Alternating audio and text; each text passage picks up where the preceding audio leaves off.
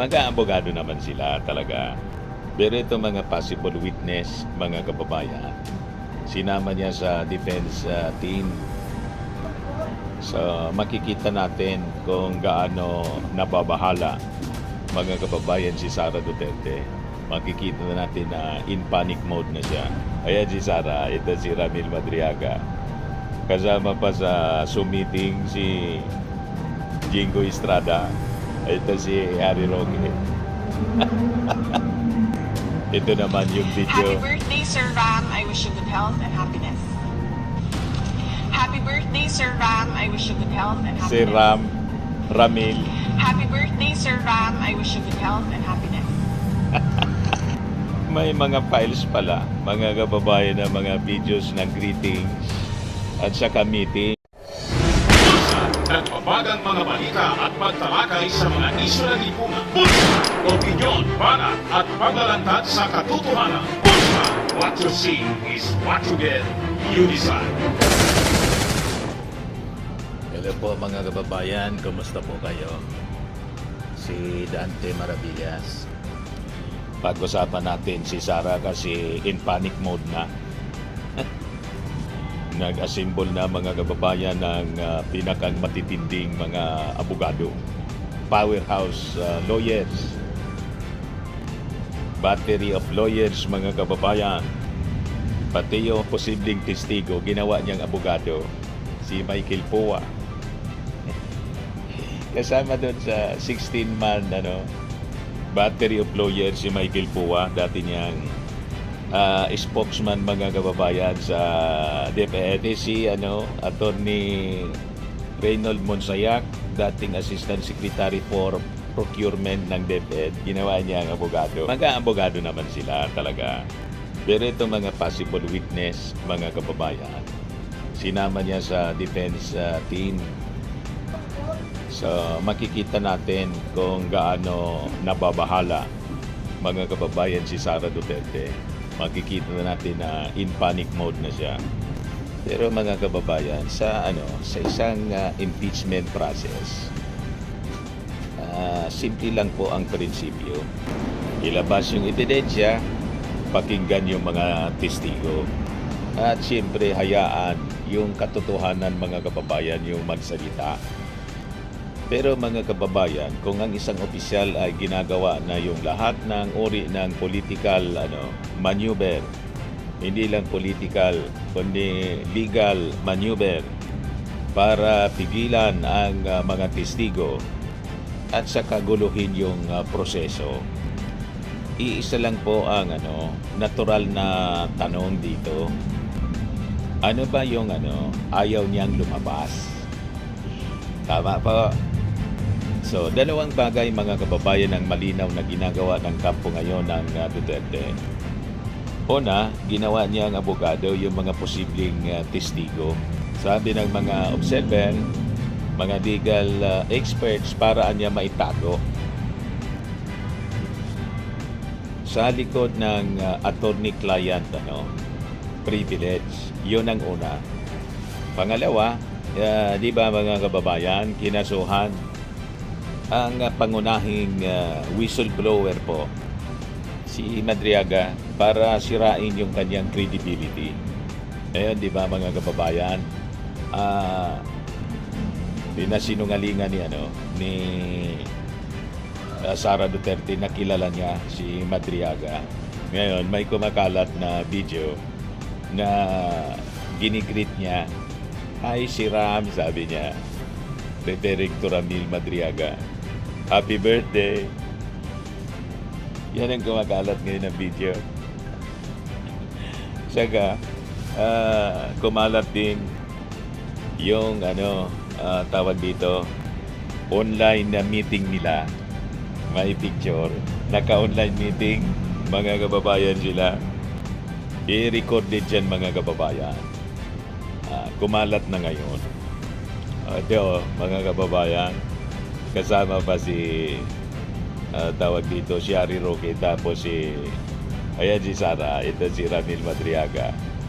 Kasama pa sa Zoom meeting si Jingo Estrada, ito si Harry Roque. Ito naman yung Happy video. birthday, Sir Ram. I wish you good health and happiness. Happy birthday, Sir Ram. I wish you good health and Si happiness. Ramil. Happy birthday, Sir Ram. I wish you good health and happiness. May mga files pala, mga kababayan na mga videos ng greetings at saka meetings. Nagsipaglabasan na. Basag yung pag-deny ni Sara na hindi niya kilala si Ramil Madriaga.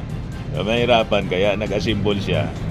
Mga kababayan ng 16-man powerhouse, battery of lawyers na magdi-defend sa kanya. So kapag pinagsama mga kababayan ang dalawang ito, malinaw ang pattern. Ito ay sistematikong pagtatangka para pagtakpan ang katotohanan.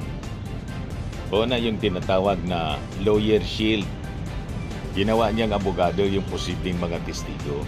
So isa ito sa questionabling hakbang ng kampo ni Sara Duterte. Yung pagpasok bilang abogado ng posibleng testigo na si Attorney Michael Poa saka si Attorney Reynold Monsayak. So bilang bahagi ng defense team sa impeachment proceedings mga kababayan, sa unang tingin ay parang normal na legal strategy siya. Pero ayon po kay Congressman Terry Ridon ng Bicol Saro Party List at saka Congressman Jude Asidre ng Tingog Party List, may malinaw anyang problema. Ito anya ay maaring taktika upang gamitin niya yung attorney-client privilege bilang panangga mga kababayan sa pagtestigo. So bakit ito mga kababayan mahalaga? Ang isang attorney-client privilege ay proteksyon na nagsasabing ang mga komunikasyon sa pagitan ng abogado at kliyente tungkol po sa legal advice ay hindi po pwedeng piliting ibunyag. Pero may mga limitasyon din siyempre dito. Hindi nito mga kababayan na tinatakpan yung mga factual na pangyayari, yung mga aksyon na ginawa nila bilang mga opisyal ng gobyerno, mga dokumentong kanilang inihanda o prinoseso. At dito mga kababayan pumapasok ang malaking problema kasi material witness po itong si Poa at saka si Monsayak. Hindi po ordinaryong abogado ang dalawang ito. Kasi remember si Michael Poa, dati siyang tagapagsalita ng OBP sa DepEd. Dati siya pong Chief of Staff ni Sara Duterte sa Office of the Vice President. Ito naman si Attorney Reynold Monsayak, dati din na tagapagsalita ng OBP. Dati siya Assistant Secretary for Procurement ng DepEd, mga kababayan. Madaling salita, nasa loob sila ng operasyon. May direktang kaalaman sila sa paghanda ng mga dokumento. Proseso po ng procurement, paggamit mismo ng pondo, saka siyempre internal decision ng opisina. Kaya sila mga kababayan itinituring ng ilang mga mamabatas na mga material witnesses na ang ibig sabihin mga kababayan, sila mismo ang maaaring magpaliwanag kung paano po ginamit yung confidential funds ni Sara Duterte. Ngayon, kapag ginawa silang mga abogado, nagkakaroon po ng legal argument na maaari silang tumanggi bilang mga witnesses o tumangging magtestigo dahil po sa privilege. Ito mga kababayan yung dahilan kung bakit tinawag ng mga kongresistang isang attempt to deflect ang hakbang na ito ng kampo ni Sara Duterte. Sa mas simpleng salita mga kababayan, ginawang abogado ni Sara yung mga taong sana testigo, tumatayong testigo kasi sila may internal silang kinalaman sa mga dokumento at proseso. Na-gets na ninyo? So malinaw po na legal strategy po para makaiwas. At kung mapatunayan sila mga kababayan ay mahalagang saksi, malinaw mga kababayan yung posisyon ng House panel, mas nararapat silang maging testigo kaysa maging abogado ni Sara. Kasi po, sa isang impeachment trial, ang pinakang mahalaga yung integridad ng proseso. Ngayon, dito naman tayo sa final na perjury case kay Madriaga, Ramil Madriaga. So, tingin ng mga observers, ito ay taktika ng pananakot. Sa papel, mukhang siya, legal remedy po ito. Pero mga kababayan, sa konteksto ng impeachment, may ibang basa po ang mga legal experts. Ang tawag nila dito mga kababayan, collateral attack. Na imbes na sagutin yung yung testimonya sa impeachment court, dinadala nila yung laban sa ibang korte. Una, para sirain yung kredibilidad ng testigo at gawing unreliable siya bago pa man makapagsalita. Sa legal strategy mga kababayan, malinaw ang objective. Kung mawalan kasi ng kredibilidad yung testigo, babagsak yung kanyang testimonya. Pero mas may malalim na epekto. Tinatawag ito mga kababayan ng mga legal observers na chilling effect. Ang mensahe nito sa iba pang mga possible whistleblowers, malinaw po. Kapag nagsalita kayo laban sa akin, kakasuhan ko kayo. So sa ganitong sitwasyon mga kababayan, hindi na lang isang testigo ang tinatarget. Pinatatahimik ang buong chain mga kababayan ng ebidensya. Ngayon, bakit po ito ginagawa ni Sara Duterte? Sa politika kasi mga kababayan, bihira po ang ganitong uri ng pagtatago. Kung wala man pong malaking ebidensya, walang malaking nakataya. At dito mga kababayan, pumapasok yung mga seryoso kasing aligasyon. Lalo na po ni Ramil Madriaga, laban po kay Sara Duterte. Ang mga ito ang maaring lumabas po sa impeachment proceedings. Remember, yung mga pangunahing akusasyon po ni Madriaga based doon sa kanyang in-execute na affidavit, una yung pogo money at saka drug money sa kampanya. Ayon po kay Madriaga, yung 2022 campaign ni Sara Duterte, umano'y pinunduhan ng mga alleged drug lords saka ng mga Chinese sponsored pogo operators dito sa ating bansa. So kung mapapatunayan ito mga kababayan, hindi lang ito political scandal. Ito mga kababayan ay isang posibleng national security issue. Then yung mga duffel bags ng cash, sabi ni Madriaga sa kanyang pinamahagi niya sa kanyang affidavit, isa po siyang napakabigat na aligasyon. Sabi ni Madriaga, siya mismo yung nag-deliver ng malalaking halaga ng cash. Umabot daw sa 30 million pesos bawat halaga ng bag. Gamit pa yung sasakyan ng DepEd at pinadala sa iba't ibang location. At ito manoy sa utos ni Sara Duterte mismo. Kung mapapatunayan ito mga kababayan, malinaw itong misuse ng government resources. Then yung alam na natin na napaka-popular na issue yung confidential funds. Sa testimonya po mga kababayan, just to refresh your mind, sa affidavit ni Madriaga, ang testimonya mga kababayan ni Madriaga ay ginagamit din para suportahan yung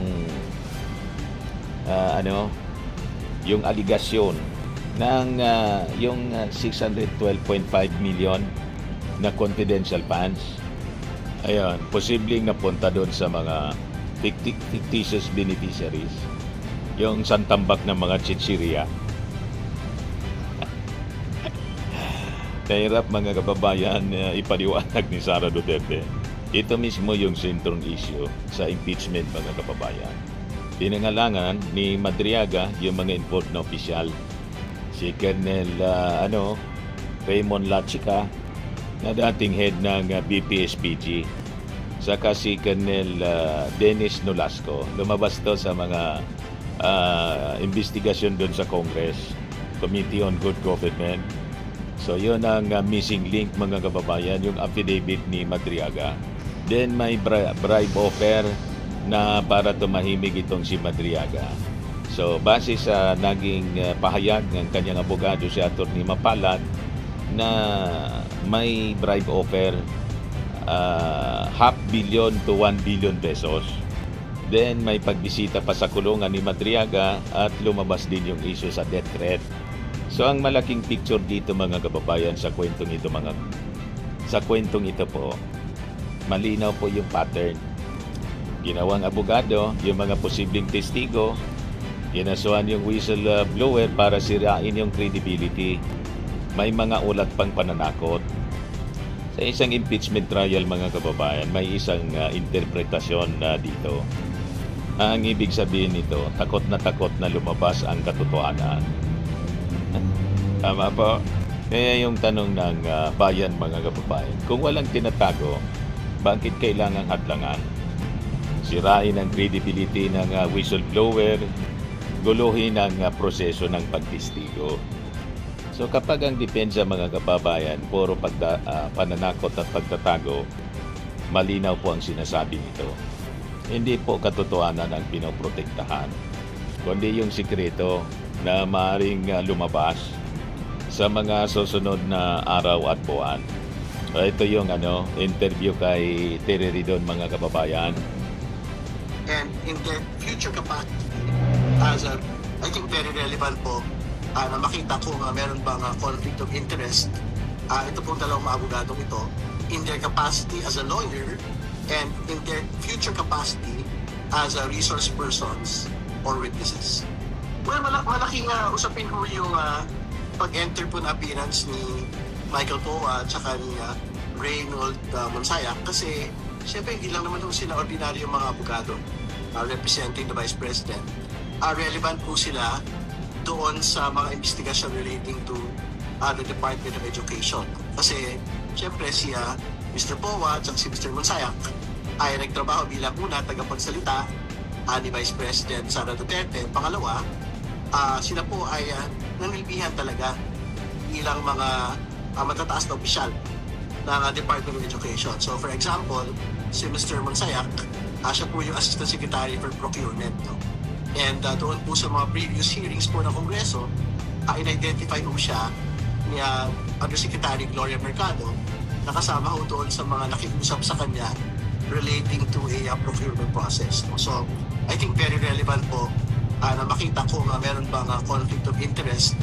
Ito pong dalawang maabogadong ito, in their capacity as a lawyer and in their future capacity as resource persons or witnesses. Malinaw po ang pag-iwas. Kita ninyo, mga kababayan, talagang malakas kasi po ang asunto, kaya nag-assemble si Sara ng battery of lawyers, 16-man. At ang masaklap, isinama niya sa 16-man battery of lawyers, dalawang possible witness.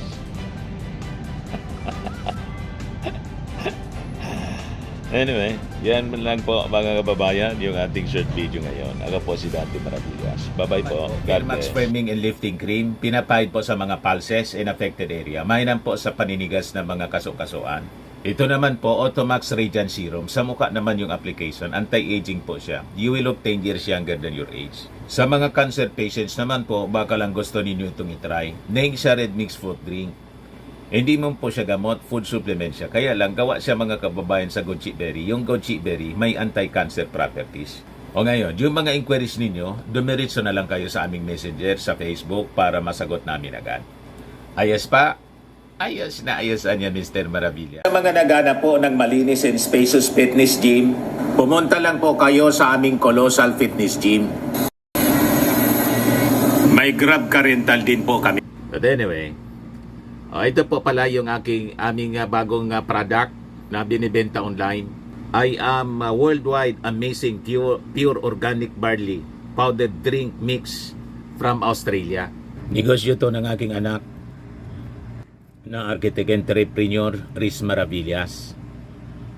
Ayan po. Kontakin na lang po ninyo siya, Riz Maravillas on Facebook. Ang mga health benefits niya: boost immunity, improves digestion, enhance energy levels, packed with antioxidants, prevent cancer. Ito naman po yung bago naming product na binibenta online. Eye Glow Serum, whitening po siya. Tingnan ninyo yung epekto sa aking anak na architect before and now. Yung mga inquiries po ninyo, dumiretso na lang kayo sa kanyang Facebook account, Riz Maravillas.